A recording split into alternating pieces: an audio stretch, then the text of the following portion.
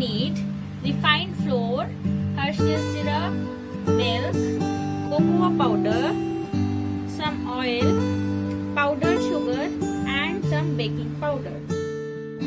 We have some refined flour. Now we will add some powdered sugar in it. Half tablespoon of baking powder. 2 tablespoon oil. And cocoa powder. You can add more as your needed.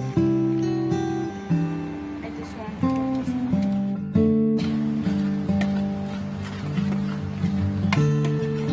one. As you can see, it's mixed. Now we will add milk in it. It's 2 cup milk.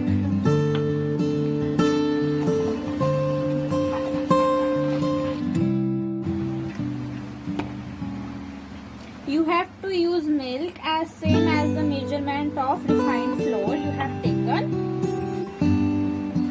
Now mix it well. We need this type of consistency. If your batter is thick, then you can add some more milk in it. Grease the glass with oil.